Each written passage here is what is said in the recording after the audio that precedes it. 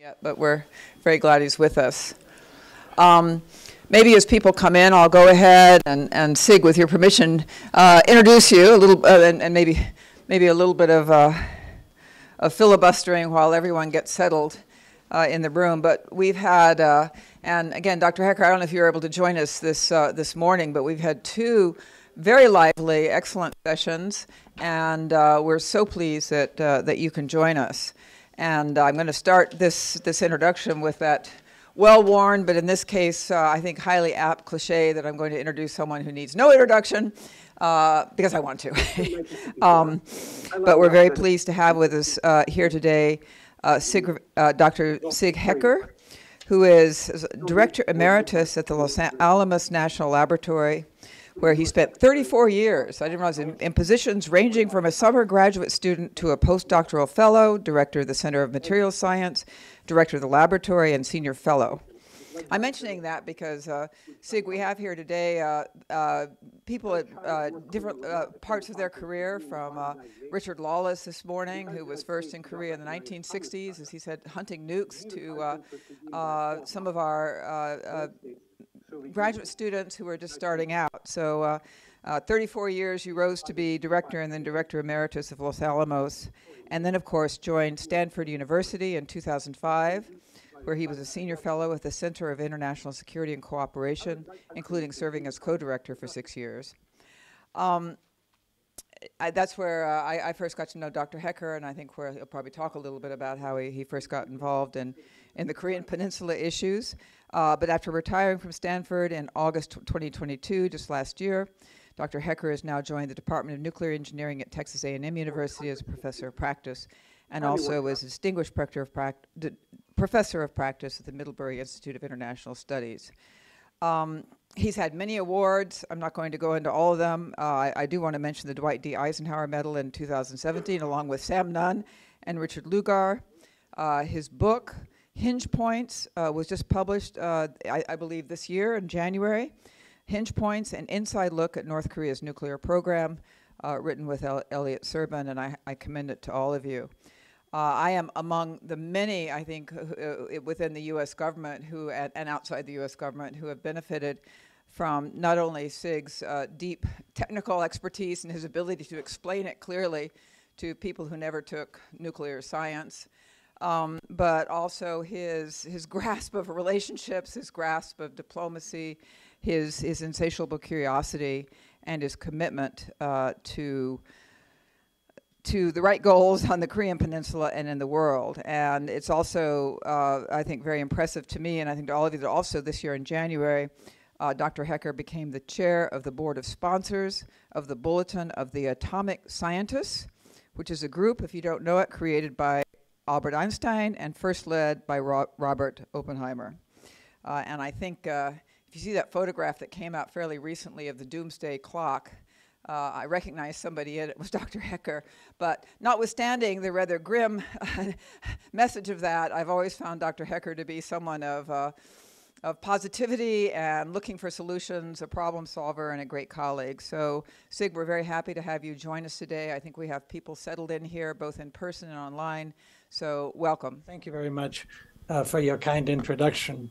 And by the way, one of those things that I did during, and still do, during my sort of academic life is I had a lot of students, including one of those is one of your panelists, Tae-Hwa Hong, and he was in my All Things Nuclear class. So thank you for having me. It was fascinating sessions this morning. I listened to them. There was very impressive experience and knowledge on the Korean Peninsula, much more than I can bring to the table. I do have some experience, of course, in North Korea, having been there 7 times. And then I visited South Korea also many times, many of those visits to take a look at South Korean civilian nuclear energy program. And that was also really fascinating. So what to do in my lunchtime comments as I listened to all of these experts talk about the issue of Korean nuclear armament, I'd like to bring that experience that you just enumerated to the table, and that is from the nuclear world. and particularly having been in this nuclear world for almost 58 years now, much of it at Los Alamos, and then having responsibility at Los Alamos for the nuclear weapons that we designed for the U.S. Stockpile. And so as I look at this question, I'm going to give you my reactions to that. And let me just sort of give you the bottom line up front. As people would ask me, should South Korea develop nuclear weapons of its own? And my comment would be, why in the world would South Korea want to do this? It will make the Korean Peninsula, in my opinion, more dangerous, and it will make South Korea less safe. So let me walk through a few questions that I would ask myself then.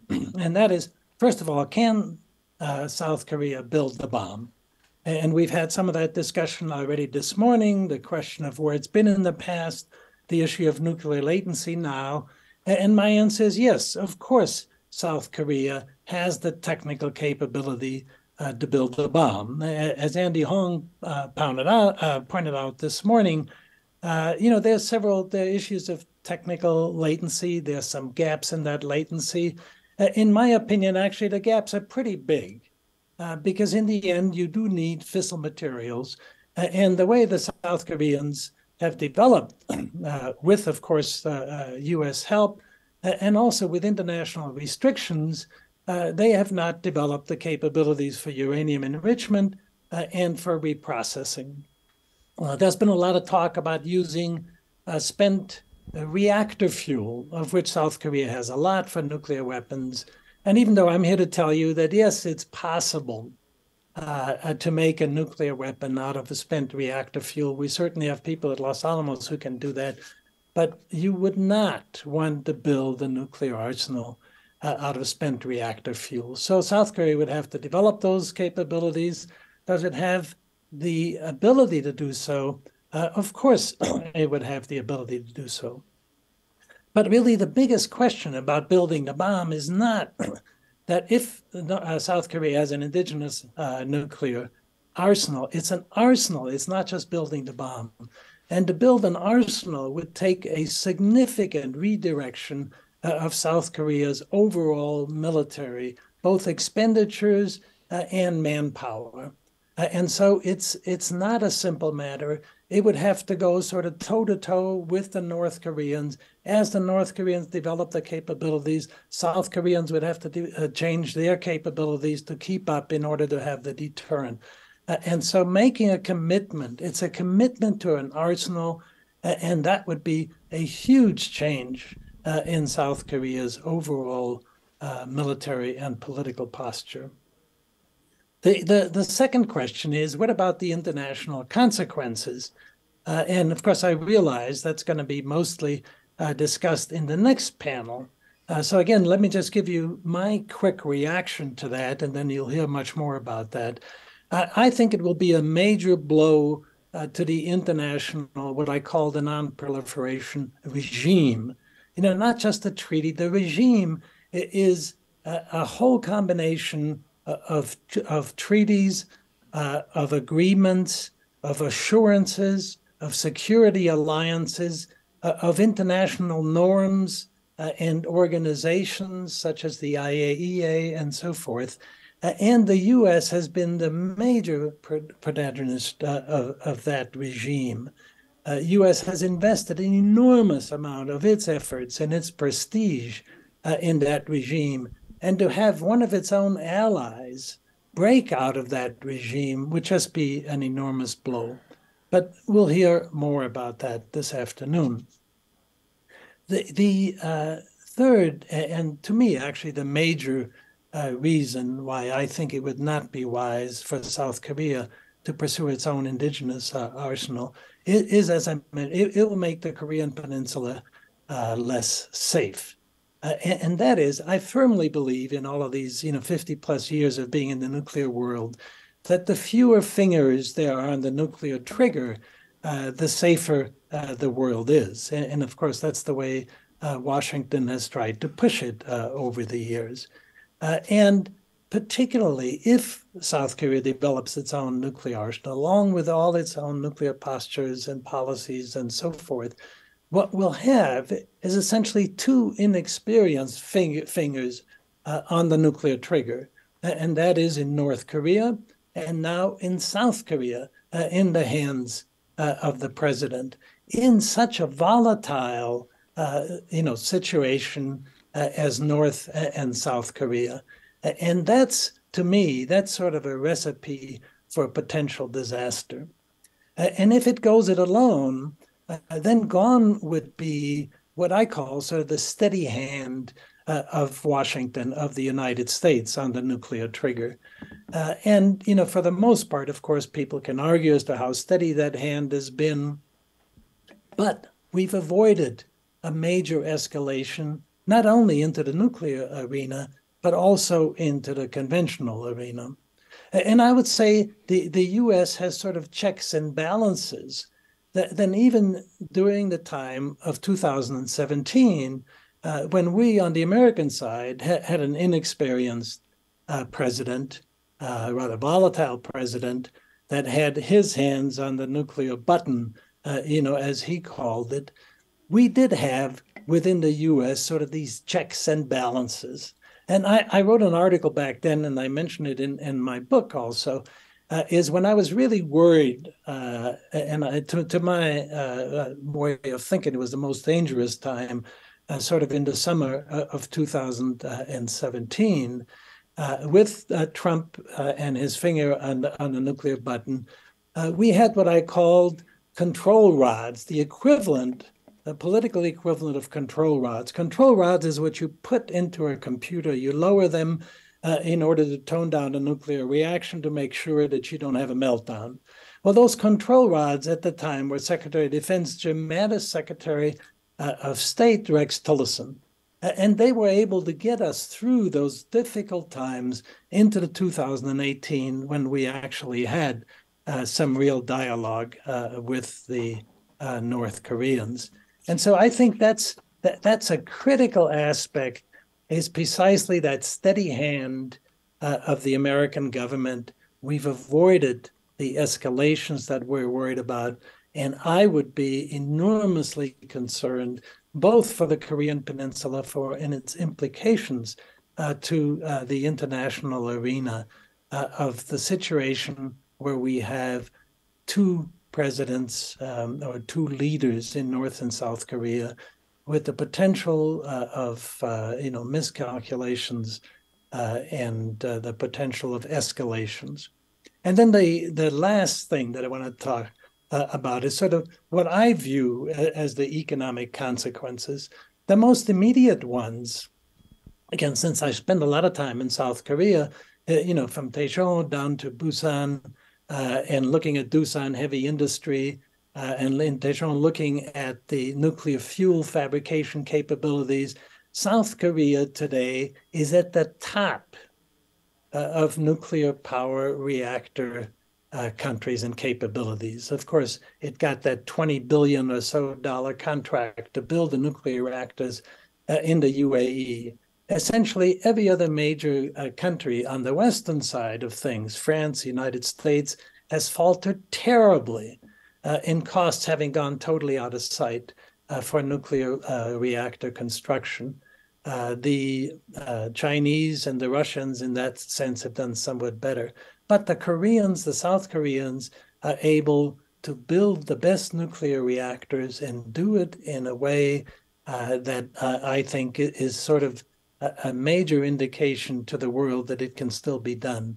And this, if it goes towards a nuclear arsenal, it will break the back of the Korean nuclear power industry, both for its potential of export as well as its indigenous capabilities, because it depends on its enrichment and its fuel from at least the agreement with the United States and procuring it from external sources as such.